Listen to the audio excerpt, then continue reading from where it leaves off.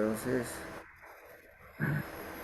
en este día iniciamos con la continuación del campamento por nuestro compañero Netzali Álvarez, quien nos va a continuar con la presentación. Muy buenos días, queridos amigos y hermanos, a todos los que están conectados en este momento vía Zoom y a todos los que están también conectados vía Internet, por YouTube. Un saludo muy especial. Esperamos que el trabajo de investigación que se ha desarrollado a través de las diferentes fuentes bibliográficas y de algunas fuentes también virtuales pueda servir para que podamos tener una idea clara acerca de cómo el pueblo de Israel se desplazaba a través del desierto y acerca de cómo el pueblo de Israel acampaba en el desierto. Son dos eventos, el desplazamiento y el hecho de estar ubicados en un determinado lugar. Entonces manejamos los dos conceptos de estacionamiento y el desplazamiento. Bien, con base en eso entonces abordamos el tema del santuario, porque era con base en el tema del santuario que el pueblo de Israel comenzaba a desplazarse. Así es que tenemos aquí el concepto básico cuando Dios les dice en el libro de Éxodo, el capítulo 25, el versículo 8, ustedes me van a hacer, me van a construir un santuario para que yo pueda habitar en medio de ustedes. Y lo hacía mediante una manifestación, la manifestación de una nube, una representación del Señor Jesús, de su continua permanencia, su continuo acompañamiento al pueblo de Israel. Este acompañamiento se veía durante todo el tiempo, desde que ellos se estacionaban hasta cuando ellos se desplazaban. Y con base en eso, entonces nosotros vimos en las dos exposiciones anteriores cómo el pueblo de Israel al salir de Egipto recibió órdenes estrictas por parte de Dios anunciadas a Moisés y Aarón, cómo debían los israelitas desplazarse y cómo debían los israelitas acampar. En el libro de los números, un texto de los últimos que vimos en el día anterior, en la exposición anterior, el capítulo 2, versículo 32, nos dice que estos fueron los contados de los hijos de Israel según las casas de su padre, todos los contados por campamentos por sus ejércitos, pero los levitas no fueron contados entre los 12, entre las 12 tribus, de manera particular, ¿cierto? Fueron contados de manera separada, aunque este grupo de personas, por ser decididos en pro de Dios, fueron seleccionados, fueron santificados, fueron consagrados para estar en torno al campamento. Por eso dice Números 2:34 que los levitas, que los hijos de Israel hicieron conforme a todas las cosas que Jehová mandó a Moisés y así acamparon. ¿Cómo acamparon? Conforme a todas las órdenes, conforme a todos los mandamientos que Dios, que Jehová le mandó a Moisés, así acamparon. Y dice que acamparon no de cualquier manera, sino en orden, por sus banderas. Y también afirma que así marcharon, acamparon y marcharon. Ese concepto debe ser claro en la mente de cada uno de nosotros como pueblo de Dios. Porque como los israelitas en la tierra acamparon, nosotros también en esta tierra, viendo el porvenir, viendo el futuro, por fe, debemos también acampar en esta tierra, entendiendo lo que dice Hebreos el capítulo 11, que todos los que murieron en la fe, todos los que vivieron en la fe, todos los que caminaron, todos, como lo vimos ayer, todos los que transitaron el camino de la fe, entendieron que ellos eran peregrinos, que eran advenedizos en esta tierra. No lo plasmo aquí, lo voy a plasmar en la diapositiva de mañana, tengo la diapositiva. Ellos entendieron que eran peregrinos y advenedizos. Y como buenos soldados de Dios, digámoslo como buenos guías de Dios aquí en esta tierra, ellos acamparon en esta tierra entendiendo que buscaban una patria mejor. Así somos nosotros. Nosotros en esta tierra, y como dicen nuestros abuelos, nuestros ancestros, siempre afirmaron que nosotros éramos peregrinos aquí en esta tierra, que en esta vida estamos de paso. Eso es cierto. Nosotros estamos de paso, estamos marchando hacia una patria mejor, como lo dice Hebreos el capítulo 11, versículo 16, desde el 13 hasta el 16, ¿cierto? Así acamparon ellos por sus banderas y así marcharon cada uno por sus familias. Y noten ustedes este concepto tan importante, la familia como núcleo, como estructura de la sociedad, así como la célula es la estructura de los tejidos, porque todos los tejidos que hay en el cuerpo, el tejido nervioso, el tejido muscular, el tejido tegumentario, el tejido conectivo, todo está conformado por unidades funcionales y unidades estructurales, y esas unidades se llaman las células. De la misma manera, siendo la célula una estructura tan compleja en su aspecto morfológico y en su aspecto fisiológico, lo mismo sucede con la familia. La familia es una estructura que forma parte de la sociedad. Fue la unidad que formó parte del tejido social del pueblo de Israel. Y Dios ordenó que hubiera un jefe por familia, según las casas, ¿cierto? Y que todas esas familias formaran clanes y esos clanes formaran grupos cada vez más grandes para facilitar su administración. Y aquí nosotros entonces vimos cómo era que el pueblo comenzaba a funcionar, ¿cierto? Cómo se desplazaba. Primero buscaban el oriente y con base en eso organizaban el tabernáculo y los aronitas, todos los levitas se ubicaban alrededor de ese tabernáculo para formar una cubierta, de manera que se impidiera que otras tribus que no tenían el mismo nivel de consagración, es decir, el mismo nivel de santidad, se acercaran al tabernáculo, al santuario, que era absolutamente santo y donde moraba la presencia de Dios. Y Dios les dio un orden preciso, un orden perfecto para que ellos lo hicieran. De la misma manera que nosotros debemos tener un orden perfecto para desplazarlos, aún las personas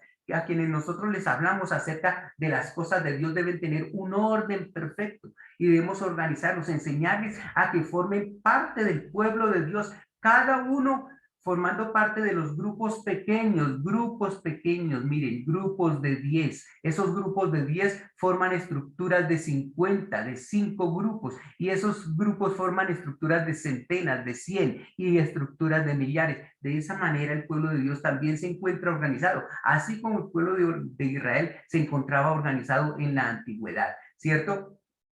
De esa forma, Dios quiere que nosotros seamos un pueblo seleccionado para él.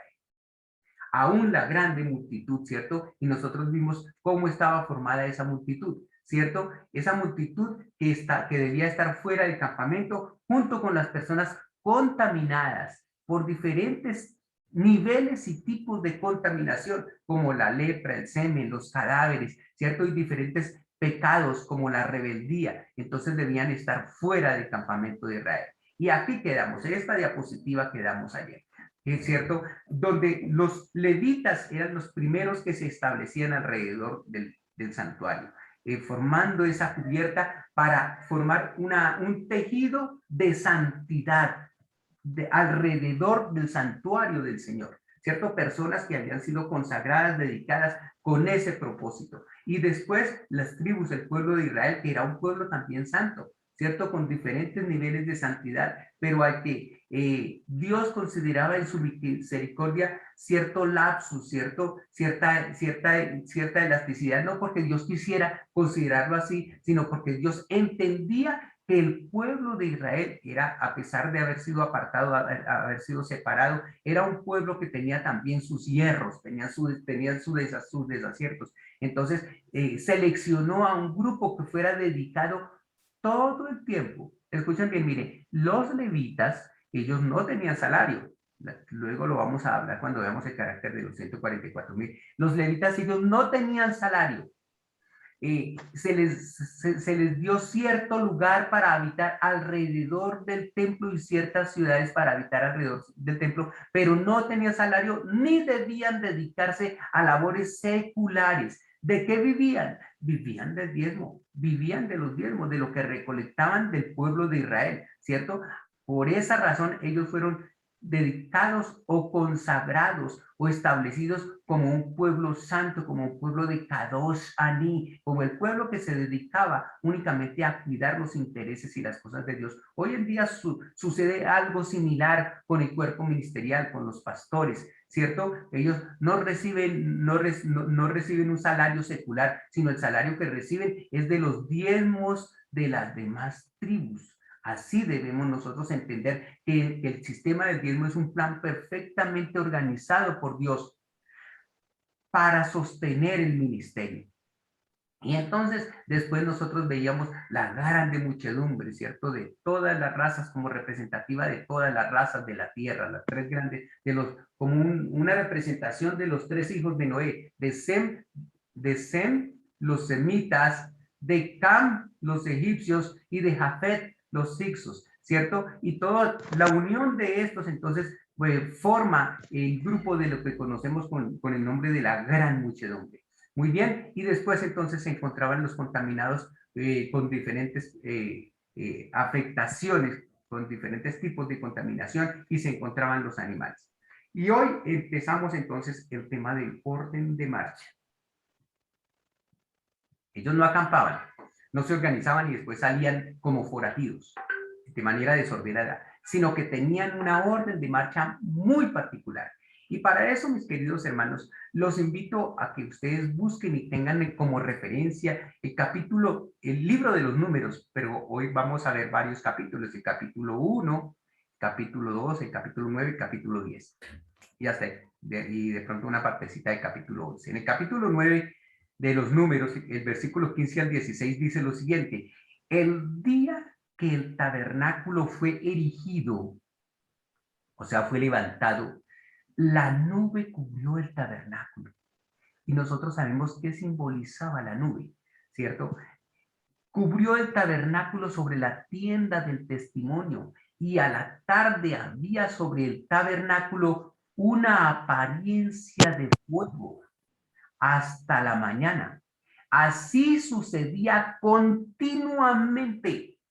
Y esta palabra continuamente nos hace acordar de la intervención continua del Tamid que ejercía el sacerdocio todos los días desde el atrio hasta el lugar santo, de manera continua, de manera permanente, todos los días del año. Así la presencia de Dios, la presencia de Cristo sobre su pueblo, se manifestaba mediante una nube que cubría el tabernáculo, que cubría el templo, y con ella también cubría al pueblo de Israel. Y de día esta nube servía de protección para que el sol no los afligiera, para que el sol no los insolara, para que el sol no los deshidratara. De esa manera, la nube protegía y cubría al pueblo de Israel. Esta nube es un símbolo de Cristo. Por eso, cuando Hebreos nos habla acerca de que todos estuvieron bajo la nube y todos estuvieron en el mar, nos habla acerca de que todos fueron protegidos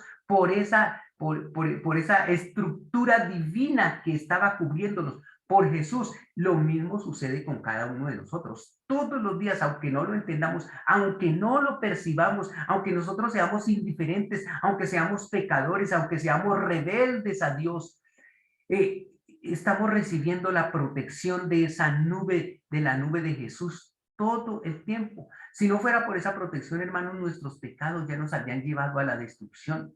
Ya nos habían acabado, ya nos habían desnaturalizado, porque el error nunca llega a construir. El error siempre lleva a destruir. Y por eso Dios les dio esa nube como un ejemplo de la protección de Jesús sobre sus vidas. La protección permanente del Espíritu Santo también fortaleciéndonos, cubriéndonos. Y eso sucedía durante el día. Pero durante la noche, mis queridos hermanos, dice que había una estructura de fuego, una apariencia de fuego, o por decir algo, si se pudiera acuñar el término, una nube de fuego que refulgía en las horas de la noche sobre ellos, no para quemarlos, sino una nube de fuego tan equilibrada, tan homeostáticamente adaptada a su cuerpo, o tan equilibradamente mejor, adaptada a su cuerpo, que no les hiciera daño, que no los quemara. Es decir, la ternura de Dios, porque Dios es fuego consumidor, Dios es amor, como lo dice 1 Juan 4:8, ¿cierto? Pero Dios también es fuego consumidor, y Dios sublimó ese fuego en su relación con el pueblo de Israel para que no lo destruyera, porque él sabía que si se acercaba en toda su fuerza, con todo su fulgor, con todo su poder, ¿cierto? Su poder calcinante, podía desnaturalizar, podía destruir al pueblo de Israel. Entonces Dios lo que hizo, así como cuando vino a esta tierra, utilizó un cuerpo real, un cuerpo humano para no destruirlos, así como Dios permitió que se colocara un velo sobre la frente de Moisés para que ese rostro no los encegueciera, ese rostro de Moisés que estaba impregnado por la presencia de Dios y que tumbaba a los israelitas, así como esa presencia se manifestó en el rostro de Jesús cuando les preguntó a los soldados, ¿a quién buscáis? Y ellos dijeron, yo soy. La divinidad fulguró a través de la humanidad y ese fuego hizo que los soldados romanos cayeran al piso como muertos, ¿cierto? De la misma manera Dios sublima ese fuego, lo sublimó. ¿Para qué? Para que el pueblo de Israel no fuera destruido. Y dice que esa nube los iluminaba. La presencia de Dios, la presencia continua de Dios, la observación continua del plan de salvación, la observación continua de Jesús, hermanos, es lo que va haciendo que nos transformemos, así como Moisés, al contemplar día tras día, durante esos 40 días que estuvo con Jehová en el monte, hizo que su rostro resplandeciera. Lo mismo sucede con nosotros. La permanencia continua de nosotros ante Dios hace que nuestras vidas comiencen a resplandecer, que tengamos una forma diferente de hablar. Mire, cuando ustedes hablan, bueno, no sé, a mí modestia aparte me ha sucedido con las personas, cuando me entrevisto con ellos, cuando hablo con ellos, y mis palabras están con ellos, me dicen, usted es diferente. ¿Y por qué es diferente? Yo después lo percibo, porque uno como hijo de Dios no pronuncia palabras que sean soeces, trata en su lenguaje de no lastimar, de respetar a las personas. Todo eso es percibido por una mente común. ¿Qué es eso? Es el fuego del Espíritu Santo en nuestras vidas, que hace que seamos diferentes y que, aunque nosotros no lo percibamos, otras personas así lo entiendan. Por eso la vida del cristiano, en la medida en que se va relacionando con Jesús, se va transformando como lo dice el Señor, de gloria en gloria, de fe en fe, ¿cierto? Hasta alcanzar la perfección del carácter. Y por eso nos termina rematando Números del capítulo 9, versículo 16, diciendo, así era continuamente. Así debe ser continuamente en nuestras vidas esa presencia de Dios con nosotros. La nube lo cubría de día y de noche la apariencia de fuego lo cubría. Es decir, no hay un instante, hermanos, en la vida de nosotros que no deba estar permeada y cubierta por la presencia del Señor. Así sucedía en el templo del pueblo de Israel. Todos los días esa nube se encontraba cubriendo completamente el tabernáculo del pueblo, el santuario y el campamento del pueblo de Israel. Lo mismo sucede con nosotros. Ahora veamos un poquito el orden de marcha. Aquí les voy a dar un esbozo de cómo era esa orden y más adelantico entonces vamos a presentar uno a uno cada paso, cada etapa, para que veamos ese orden perfecto, un orden que debe establecerse en la vida de nosotros, en todos los aspectos, en todas las actividades, en todos los pensamientos y en todos los sentimientos que forman parte del carácter del cristiano, porque el carácter está formado por esos tres eventos: los pensamientos, los sentimientos y las acciones. Eso forma el carácter del cristiano. Eso lo dice mente, carácter y personalidad, ¿cierto? Entonces, también así como hay un orden en la perfección del carácter cristiano, empezando por la mente humana, Dios también tenía un orden en el campamento de Israel, en el orden, en el campamento, o sea, en el estacionamiento del pueblo de Israel y también en el desplazamiento del pueblo de Israel. Entonces había un orden de marcha en el campamento, cómo debía desplazarse. Y lo primero que sucedía, la primera señal, y ahorita vamos a presentar todo el soporte bíblico allí en Números, era la señal de la nube. La nube se levantaba y la nube era supremamente importante, mis queridos hermanos. La nube será la señal, esa pequeña nube negra de la presencia de Jesús cuando venga por segunda vez. Eso lo vemos en el libro de Isaías, ¿cierto? Lo vemos en el conflicto de los siglos, lo vemos en el libro de Mateo, ¿cierto? Cuando el Hijo del Hombre venga como en una nube, ¿cierto? O con la nube de ángeles que va a estar rodeándolo, ¿cierto? Esa misma era la señal para que el pueblo comenzara a desplazarse, la señal de la nube, es decir, la señal de la presencia de Cristo. Lo mismo debe suceder con nosotros. No debemos movernos a menos que veamos la presencia de Jesús que está guiando nuestras vidas. Así sucedía con el pueblo de Israel. Y el siguiente aspecto, una vez que la nube se colocaba, que la nube se levantaba, vuelvo otra vez, la nube se levantaba. La nube establecía su presencia, ¿cierto? Y ahora entonces comenzaban los levitas especializados, que ahorita los vamos a ver, los gersonitas, los coatitas y los meraritas, a desmontar el santuario, a cubrir cada uno de los muebles. Había una señal también física para comenzar el desplazamiento. Ya el sonido de las trompetas, el sonido del shofar, comenzaban a tocarse las trompetas. ¿Para qué? Para que el pueblo se alertara cada vez que sucedía un evento, cuando la nube se levantaba, cuando el santuario se desmontaba, cuando las trompetas se tocaban. Estos eventos alertaban a todo el pueblo, alertaban a toda la muchedumbre, ¿cierto? ¿Para qué? Para que comenzaran a desplazarse, para que ellos también, en el lugar donde estaban, todo se dinamizaba, todo era expectativa, pero todo era actividad también. Mientras estaba sucediendo algo con el santuario, ellos también estaban organizando cada uno las cosas que había en el campamento, los implementos de su familia. Cada niño, cada mujer, cada adulto, cada anciano tenía una obra que hacer y todas estas señales hacían que el pueblo se comenzara a movilizar. Y lo mismo sucede con nosotros. Cuando vemos lo que está sucediendo, los eventos que se están escenificando en el mundo, también son para nosotros una señal de comenzar a movilizarnos. Nos está diciendo que el campamento, que el pueblo de Dios se encuentra en marcha en busca de una patria mejor. Y entonces, hermanos, los levitas, una vez que el campamento había sido organizado, ahorita les voy a describir cada una de las etapas, partían con el arca. Era el primer evento físico, bueno, el segundo evento físico, el primero era la nube, el segundo evento físico era que los levitas partían con el arca, y entonces el arca salía, ¿cierto? Después que los levitas partían con el arca, entonces el campamento de Judá también se desplazaba, y junto al campamento de Judá, entonces las tribus que pertenecían al campamento de Judá, ¿cierto? Que era primero la tribu de Judá, y luego la tribu de Isaacar, y luego la tribu de Zabulón. Y enseguida entonces el otro grupo se preparaba para desplazarse, pero no lo hacía de manera inmediata, sino esperaban una orden, ¿cierto? Los gersonitas y los meraritas partían con el santuario, ¿cierto? Con los muebles y con las estructuras del santuario, y entonces se preparaba la siguiente tribu.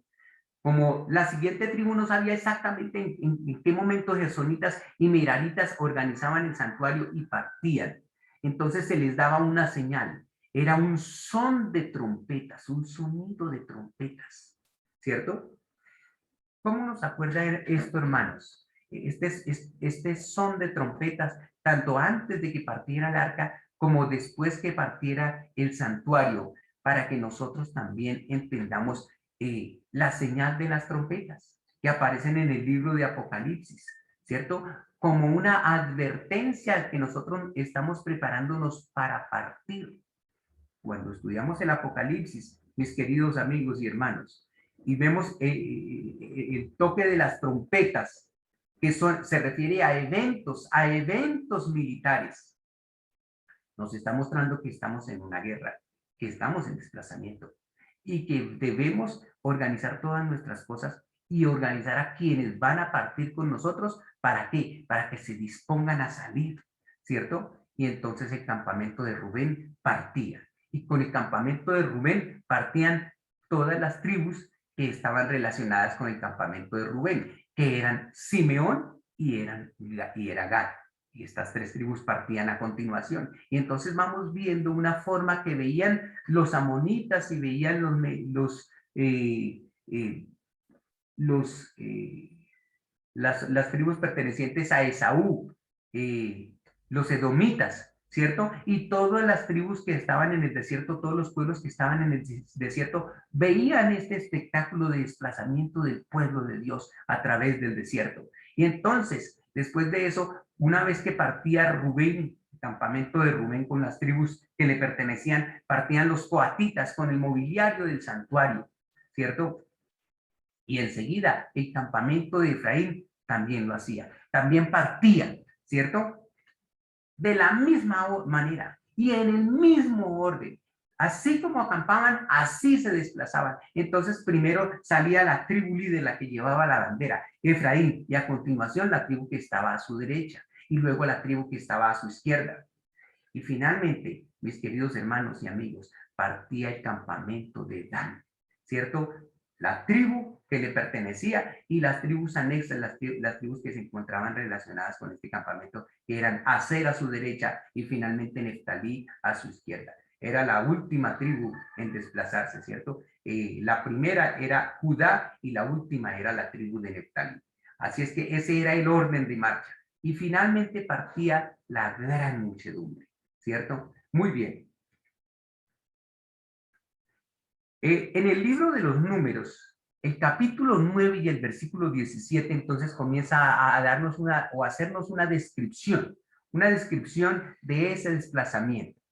Cuando se alzaba la nube, dice números 9, 17, la nube del tabernáculo, los hijos de Israel partían. Esa era la señal, que la nube se alzara. La nube se depositaba, por decir algo, se sentaba sobre el tabernáculo. Cuando esa nube se levantaba, entonces el pueblo de Israel entero sabía que debía partir y comenzaban a partir en ese orden en el cual habían sido destruidos. No arrancaban, no salían corriendo, ay, tenemos que salir rápido. No, sino que comenzaban a desplazarse en el orden que les mostré. Y queridos hermanos, esto nos muestra que hay un orden también de desplazamiento, hay un orden de movimiento. Cuando nosotros vemos que los líderes, que los pastores dicen, vamos a hacer una campaña, vamos a hacer obra misionera de casa en casa, vamos a hacer obra misionera en este barrio, vamos a hacer una campaña de salud, ¿cierto? Cuando los líderes comienzan a organizar, ¿qué pasa con el pueblo? El pueblo no se mueve. Entonces, cae sobre los hombros de los pastores, cae sobre los hombros de la organización la gran responsabilidad de movilizar al pueblo, ¿cierto? ¿Y quiénes son los que son más sensibles, los que ven la nube desplazarse? ¿Quiénes son los que están viendo los eventos escenificarse, los eventos en el mundo, los eventos políticos? ¿Quiénes son los que nos dicen, hermanos, va a haber un confinamiento, hermanos, vamos a ir a la iglesia, vamos a hacer tal cosa? Son los pastores, son los ancianos de iglesia, son los líderes de departamento. Ellos son los que ven, ¿cierto? Por eso recae una gran responsabilidad sobre los líderes del pueblo de Dios. Si el pueblo se desplaza, si el pueblo avanza, si el pueblo se detiene, es la responsabilidad de ellos. Ellos son los que estimulan, son los que motivan o son los que frenan el avance del pueblo de Dios, ¿cierto? Y obviamente nosotros como líderes somos los que hacemos eso. Entonces, en el lugar donde la nube paraba, allí acampaban los hijos de Israel. ¿Y quiénes ven hoy en día esa nube que se para? Aquellos que están entregados al servicio de Dios, ¿cierto? La columna de nube no se apartó de ellos de día para guiarlos por el camino. Escuchen, no se apartó para guiarlos por el camino, ni de noche tampoco se apartó nunca. Durante esos 40 años nunca se apartó la columna de fuego para alumbrarles el camino por el cual debían de ir. ¡Qué misericordia de Dios, hermanos! ¿Cómo notamos nosotros la protección de Dios sobre su pueblo? Y escuchen esta siguiente etapa. Entonces, la primera etapa era que la nube se levantaba. Y la siguiente etapa era que el santuario era desmontado. Pero veamos entonces un poquito más en detalle. No vamos a entrar hasta lo último, ¿cierto? Pero sí vamos a ver un poquito más en detalle cómo era desmontado el santuario. Lo primero que hacían, según Números, el capítulo 4 y el versículo 5, era que el velo se desmontaba. dice en el versículo, cuando haya de mudarse el campamento, vendrán Aarón y sus hijos. ¿Quién era Aarón? El sumo sacerdote. ¿Y quiénes eran los hijos? Los otros sacerdotes. Recuerden que el sacerdocio estaba supeditado o estaba limitado, mejor dicho. Estaba limitado a Aarón. Aunque Aarón era levita, sus hijos eran levitas, y los gersonitas eran levitas, y los coatitas eran levitas, y los meraritas eran levitas. Los únicos que eran sacerdotes eran Aarón y sus hijos. Existía un nivel de consagración, aún en los hombres y mujeres que se dedicaban, en los hombres, porque eran los varones, que se dedicaban al servicio del santuario.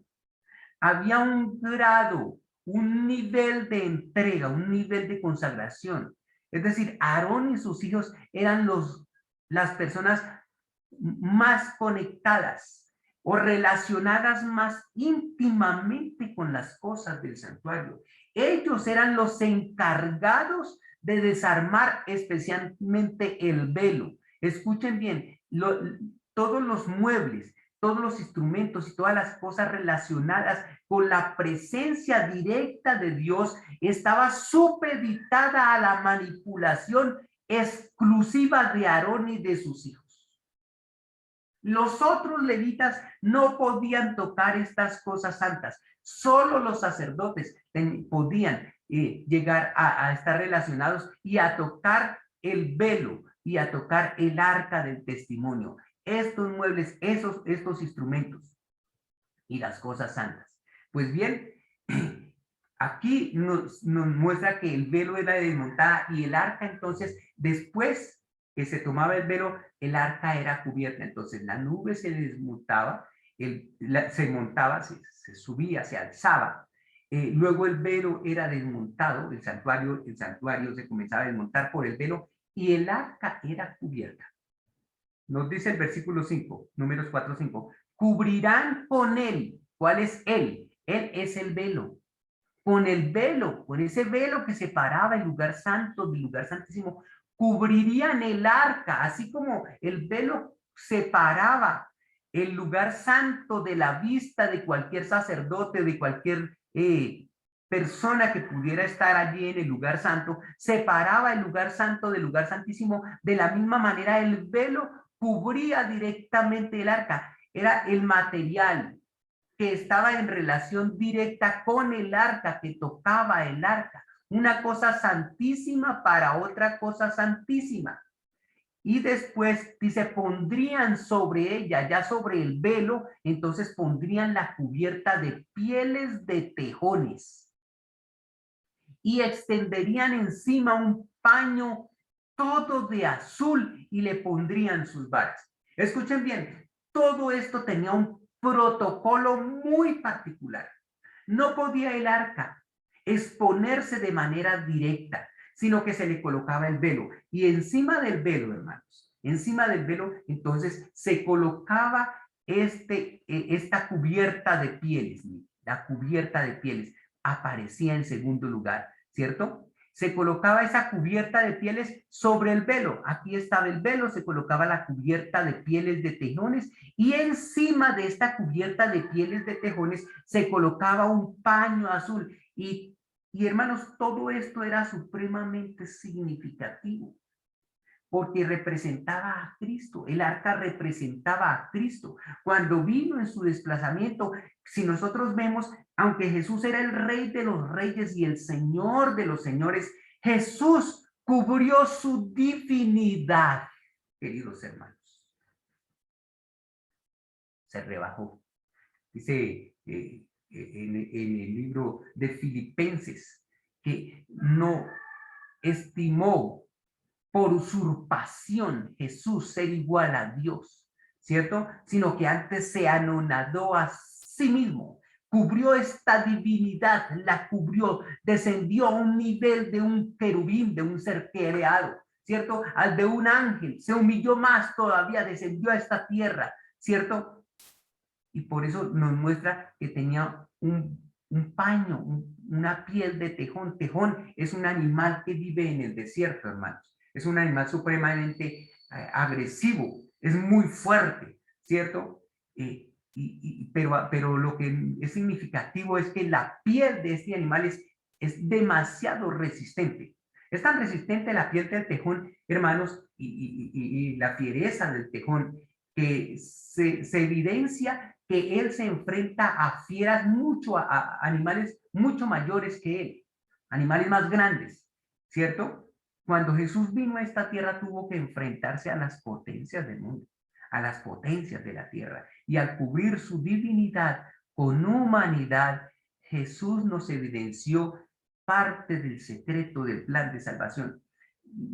No puedo, hermanos, por cuestiones, no puedo explicar tantas cosas, pero hay muchas cosas relacionadas con esta relación entre la divinidad de Jesús y la humanidad de Jesús. Ahora, esa piel de tejón fue cubierta con un paño azul. Si ustedes observan con detenimiento, y yo no quiero ahondar en esto porque yo sé que los expositores del lugar santo y del lugar santísimo nos van a hablar acerca del color azul, del símbolo del color azul. Solamente les voy a dar un brochazo. Este color azul era un símbolo de la ley de Dios. Porque Jesús, aunque era divino y aunque cubrió su divinidad con la de un ángel, fue similar a un ángel y a un ser humano, se convirtió en un ser humano y cubrió esa divinidad, se sometió a la ley de Dios.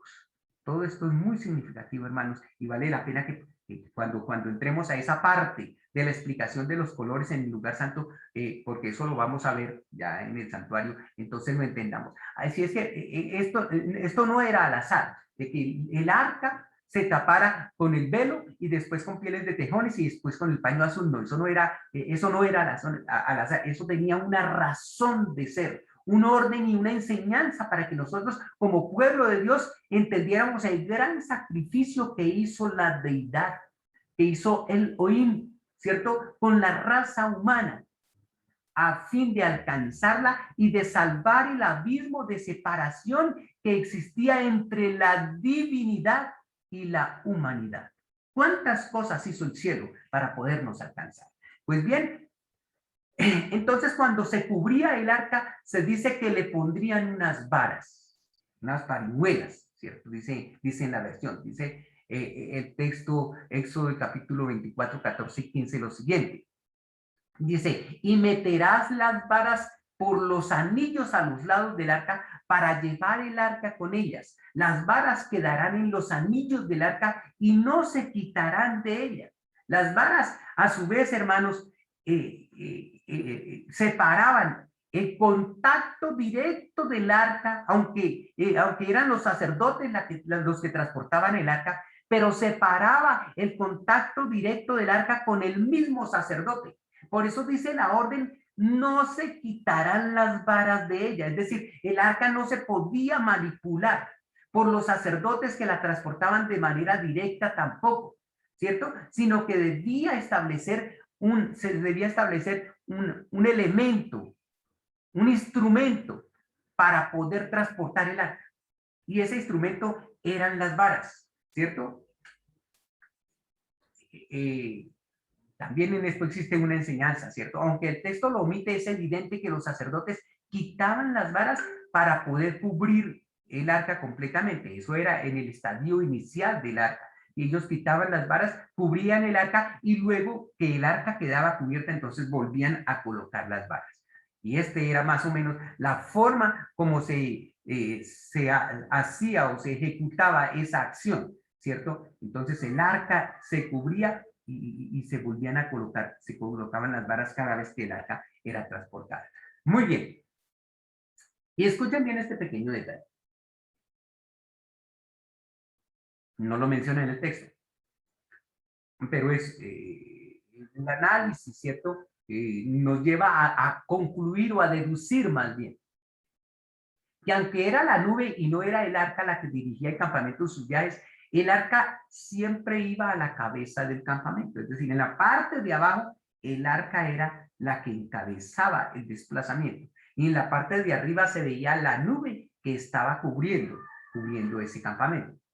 Se diferenciaba de los demás muebles el arca por el paño azul que la cubría. Entonces, cuando se veía que el pueblo de Israel estaba marchando, el primer instrumento que se veía era de color azul, ¿cierto? Estaban los sacerdotes marchando, pero llevaban algo cubierto con el color azul. Era lo que cubría el arca y era lo que se veía un color azul que era desplazado por los sacerdotes, y dentro se contenían las pieles de tejones, y dentro se contenía el velo, y dentro se contenía el arca, y dentro se contenía la ley de Dios. Hermanos, todo esto tenía un protocolo extraordinario. Así, aunque nosotros veamos la ley de Dios expuesta de manera sencilla, de manera humilde, por instrumentos de Dios, es la ley de Dios, es el reflejo del carácter de Dios, y está bien protegida para que, a pesar de los intentos del ser humano de cambiarla, no pueda cambiarse. En el capítulo 10 de los Números, versículo 11, nos dice la palabra de Dios lo siguiente: en el año segundo, en el mes segundo, a los 20 días del mes, la nube se alzó del tabernáculo del testimonio, y partieron los hijos de Israel del desierto de Sinaí, según el orden de marcha. Noten ustedes, según el orden de marcha, los hijos partieron. O sea, según lo que nosotros vimos anteriormente, de esa manera, de esa forma, ellos comenzaron a desplazarse. No lo hicieron de cualquier manera. Aquí está la referencia, el relato, ¿cierto? El día en que sucedió y el momento en que sucedió y del lugar donde se sucedió el evento. Según el orden de marcha, dice, se detuvo la nube en el desierto de Parán. ¿Notan? ¿De dónde salió y a dónde llegó? De un desierto, del desierto de Sinaí al desierto de Parán. ¿Qué enseñanzas hay para nosotros como pueblo de Dios? Hermanos, que mientras estemos en esta tierra es un símbolo del desierto.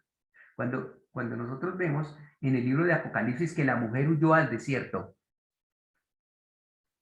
es un símbolo también del pueblo de Israel. El pueblo de Israel, cuando salió de Egipto, ¿fue a dónde? Al desierto. ¿Y se desplazó por dónde? Por el desierto. ¿Y a dónde llegó? Llegó a un desierto. Esta tierra, hermanos, está simbolizada por el desierto en la Biblia, ¿cierto? Y dice, nos continúa diciendo, y el arca del pacto de Jehová fue delante de ellos, camino de 3 días, buscándoles lugar de descanso. Cuando nosotros vemos, y de pronto esto es espiritualizar demasiado la profecía,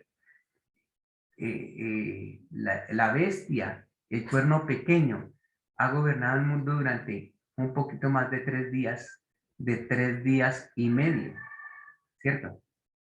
En esta tierra. Y el pueblo de Dios se ha desplazado durante un poquito más de 3 días y medio, ¿cierto? 1260 años. Ha sido el periodo más largo de gobierno.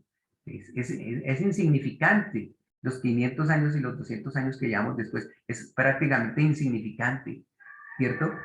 Pero nos evidencia también la presencia de Dios, la presencia del arca del pacto con su contenido. Cuando se estudie el arca del pacto y veamos el contenido del arca del pacto, allí vamos a ver el testimonio de Dios, los 10 mandamientos en primer lugar. Y en segundo lugar, vamos a ver allí algo que se encuentra en una copa que es el maná, como un símbolo de la reforma pro salud, ¿cierto? Como un símbolo del brazo derecho del tercer ángel. Y vamos a ver también la vara de Aarón que reverdeció. Bueno, cada uno de estos elementos lo vamos a ver en detalle cuando se estudie esto, ¿cierto? El arca de ellos, con todo su contenido, con todo su significado, ¿cierto? Se desplazaba delante de ellos durante tanto tiempo a ese camino de 3 días, buscándoles lugar de descanso.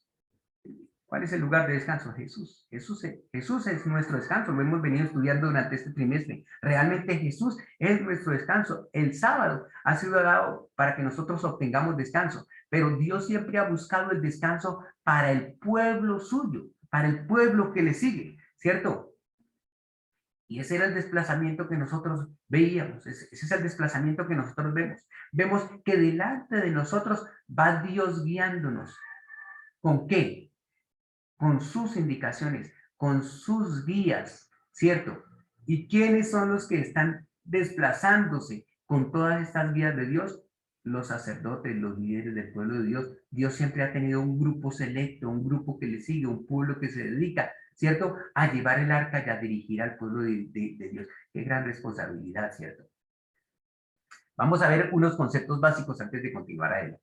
Primero, el proceso de tapar los muebles del santuario era una labor exclusiva de los sacerdotes. Ningún otro miembro del pueblo de Israel podía tapar los muebles del santuario, así como durante el servicio de la cena, del rito de la comunión, son las diaconisas las que tapan y destapan, personas seleccionadas para este deber. No lo hace cualquier persona de la congregación. Yo voy a destapar la cena hoy. No, que le corresponde al niño, que le corresponde a la señora fulana, ¿cierto? No, hay personas seleccionadas para este ritual. Así también en el servicio del santuario, del desplazamiento del santuario, también eran los sacerdotes los que exclusivamente tapaban y destapaban los muebles y manipulaban los muebles. Ningún levita, escuchen, a pesar de que fueran levitas, podía entrar en el lugar santo, ni en el lugar santísimo, hasta que los sacerdotes hubiesen tapado todos los muebles.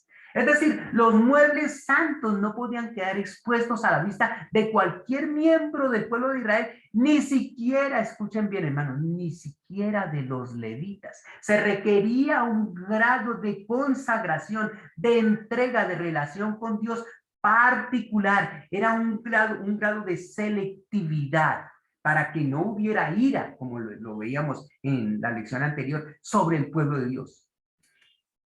Tercer concepto, el proceso de desmontaje de las cortinas, de las tablas y aún de las cuerdas, ese sí era realizado por los levitas. Noten una cosa, ya eran muebles o eran instrumentos que se encontraban un poquito más alejados del tabernáculo, ya estaba relacionado con el atrio, ¿cierto? Y con las paredes. Ese sí era un proceso realizado por los levitas, ¿cierto? Excepto, escuchen bien, excepto el velo que separaba el lugar santo del lugar santísimo. Ese era manipulado exclusivamente por los sacerdotes. En el libro de los Números, el capítulo 10, el versículo 18 al 20 nos dice: no haréis que perezca de las tribus de la familia de Coat de entre los levitas, para que cuando se acerquen al lugar santísimo vivan. Hermanos, es tan sagrada la presencia de Dios que ni siquiera los levitas se podían acercar. Por eso dice, para que cuando se acerquen al lugar santísimo vivan y no mueran. Tanto se ha alejado el hombre de la santidad de Dios, que se requería inclusive en el pueblo de Israel un proceso de selección para que no perecieran. Y lo mismo sucede, hermano. Nosotros hoy en día no comprendemos, no conocemos la enormidad del pecado, la enormidad de la rebeldía. Si lo comprendiéramos, aunque fuera medianamente, temeríamos, hermanos, temeríamos pecar. Pero tenemos una vida de hilaridad, tenemos unos oídos, unos órganos sensoriales tan acostumbrados al pecado, tan acostumbrados al error, que no percibimos la santidad de Dios. Por eso, hermanos, se requiere un proceso de santificación, de separación, que sea tan minucioso, que haga tan sensibles nuestros órganos sensoriales, que podamos entender lo que significa la presencia de Dios. Por eso dice el texto, para que cuando se acerquen al lugar santísimo, vivan y no mueran. Haréis con ellos esto. Escuchen bien, dice Aarón y sus hijos. O sea, todo el grupo de sacerdotes vendrán y los pondrán a cada uno en su oficio y en su cargo. Es decir, ¿qué significaba esto? Eran consagrados, eran separados. No entrarán para ver cuando cubran las cosas santas, porque morirán. Es ese cuidado de Dios. para con los levitas. Si Dios le evitaba a los levitas, le evitaba a los miembros de las 12 tribus, a la gran muchedumbre, el acercarse a las cosas santas, era para su beneficio.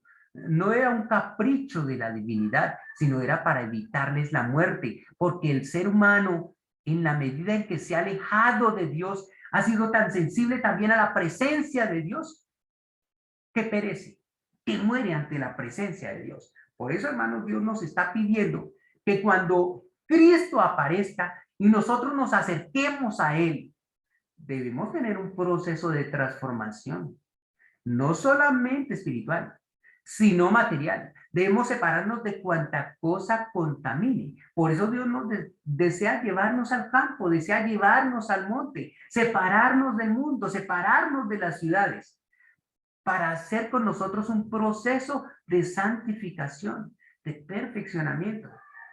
Esa es la razón de ser. No es por llevarnos a sufrir al monte, no es por llevarnos a aguantar hambre al monte, no es por llevarnos a aguantar sed al monte, es porque Dios desea santificarnos para que nos encontremos con Él. Y vamos a ver si alcanzamos a ver un poquito del siguiente mueble, ¿cierto? Dice, la mesa de los panes de la preposición. Era el siguiente mueble en importancia. Noten que todo esto tiene un orden, tiene una jerarquía. No es al azar ni es a capricho que se nos presenta lo que dice la Biblia en el libro de los números, sino que había un orden, una organización para que cada mueble fuera cubierto y la forma en que era cubierto.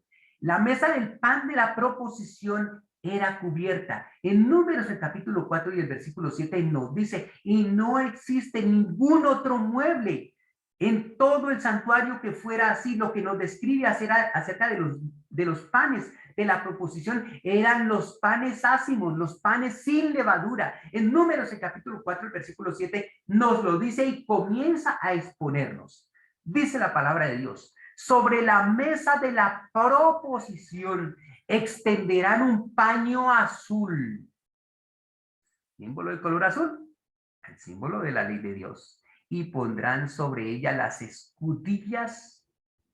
Noten una cosa. Las cucharas, noten otra cosa. Las copas, noten otra cosa. Y los tazones, noten otra cosa, para libar. ¿Qué significa libar? Significa correr un líquido, desplazar un líquido. Y el pan continuo estará sobre ella. ¿Cuántas cosas? ¿Cierto? Si nosotros a cada uno de estos elementos le diéramos o lo quisiéramos dar una aplicación espiritual, podríamos llegar a espiritualizar el concepto del santuario. Pero noten que no era solamente la mesa de los panes la que se encontraba allí, sino que se encontraban escudillas, cucharas, eran unos instrumentos alargados también para no tomar los panes directamente cuando se iban a cambiar, ¿cierto? Las cucharas, las copas y los tazones para libar, y el pan continuo estará sobre ella. Todo esto tenía un propósito espiritual y un proceso bastante complejo que no es de mi incumbencia en esta exposición detallarla. Dice, y extenderán sobre ella un paño de color carmesí, un paño de color rojo, de color escarlata, dice color carmesí. ¿Qué significa el color carmesí en la Biblia? Significa el color rojo, el color de los pecados, ¿cierto? Dice, y lo cubrirán con la cubierta de pieles de tejones y le pondrán sus varas. Y todo esto tiene su significado, hermanos. Continuamos. Veamos entonces, esta mesa era la mesa de los panes de la proposición. Bueno, es una maqueta, es un dibujo de los panes de la proposición, ¿cierto? Y enseguida, entonces, se cubría. ¿Y cómo se cubría? Aquí nos dice que lo primero que se colocaba era un paño azul, ¿cierto? Y enseguida entonces se colocaban un paño de color rojo, de color carmesí, y después le colocaban una cubierta de pieles de tejones. Entonces, escuchen, lo primero que se veía desplazar era el arca del testimonio, ¿cierto? Y se veía cubierta de un paño azul, era lo primero que se veía desplazar. Y el siguiente mueble que se veía desplazar Era la mesa de los panes de la proposición. ¿Y qué color se veía? El color era un color cafecito, un color pardo oscuro de piel de tejones, ¿cierto? Ese era el color que se veía. Entonces, ese era el orden. Y hasta aquí nos llegó el tiempo, hermanos, que mi Dios me los bendiga, que pasen un feliz día. Mañana seguiremos deleitándonos en este precioso tema, maravilloso tema, expositivo tema y didáctico tema del santuario. Que Dios nos bendiga. Vamos a hacer la oración para terminar la exposición del día de hoy y entonces mañana continuamos estudiando este tema tan importante. Oremos, hermanos. Querido Padre que moras en las alturas de los cielos, alabamos y glorificamos tu santo nombre en esta mañana, porque te has dignado a nosotros como hijos tuyos, como seres humanos, darnos a conocer estas cosas interesantes relacionadas con el plan de salvación. Permite que cada uno de los detalles que estamos estudiando enriquezca nuestra vida personal, nos permita avanzar espiritualmente para que podamos alcanzar esa perfección de carácter que tú nos prometes, Señor, que tú deseas que tengamos, para que podamos vivir contigo, para que podamos estar de acuerdo contigo, ¿cierto? Señor, ese es el propósito que tú tienes con nosotros. Y ese es el propósito que deseas que nosotros anhelemos, esa perfección de carácter. Guíanos, Señor, a comprender que debemos ordenar todas las cosas de nuestra vida para estar contigo. Porque si tú eres un Dios de orden, requieres de hijos que sean también ordenados. Nosotros sigamos estas pautas, Señor, para poder ser aprobados por ti. Esto no es cosa sencilla, Señor. Requiere de una construcción, de una perfección que cada vez tus hijos van obteniendo. Cualquiera no va a vivir contigo, Señor. No va a vivir la gente perezosa. No va a vivir la gente cobarde. No va a vivir la gente criticona, la gente miedosa, Señor. Van a vivir solamente aquellos que observen al Señor Jesús, a nuestro amado Mesías, todo el tiempo y que aprendamos a vivir como Él vivió, a hablar como Él habló, a pensar como Él pensó, Señor, a predicar y a enseñar como Él lo hizo. Bendícenos en este día, te lo rogamos porque hay méritos suficientes en la vida tipificada en la sangre de Jesús, de nuestro amado Salvador, nuestro amado Mesías. Amén y amén. Amén.